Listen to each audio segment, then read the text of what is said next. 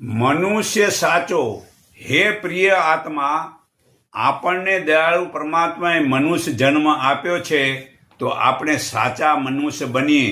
તો સાચો મનુષ્ય એને જ કહેવાય છે જેની વાણી સત્ય મધુર હોય, સ્વભાવથી નરમ હોય, તેમજ મૃત્યુને દરેક સમયે જોવા છતાં ભય વિનાનું જીવન જીવતો હોય, જીવ પ્રાણી માત્રમાં પરમાત્માને જોતો હોય, મનુષ્ય પોતાની જરૂરિયાત જાતે ઉત્પાદન કરતો હોય, વધુ કમાવા છતાં પણ ઓછામાં ઓછી જરૂરિયાતથી જીવન જીવતો હોય, જે વધુ સંઘરતો નથી, પ્રાપ્તિ માટેની ઈચ્છા રાખતો નથી અને અનાયાસે જે મળે તેને સત્ય કર્મમાં વાપરી નાખે છે.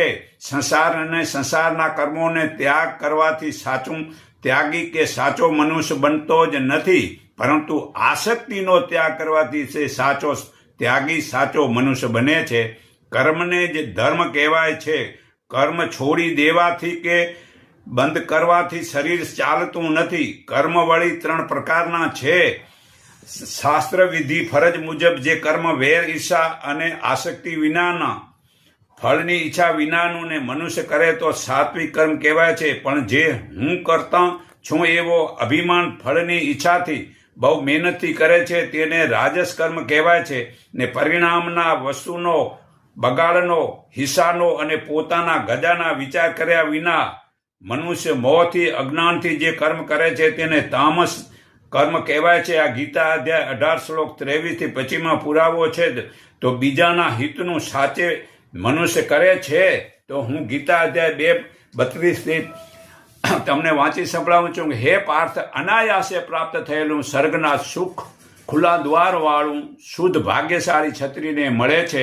આમ છતાં જો તું આ ધર્મયુદ્ધ નહીં કરે તો તારા સધર્મને કીર્તિનો નાશ થશે તથા તને કર્મ પાલન ન કરવાનું પાપ લાગશે અને સુખ દુઃખ, લાભ અલાભ તથા જય પરાજયને સમાન ગણીને તું યુદ્ધ માટે તૈયાર થા.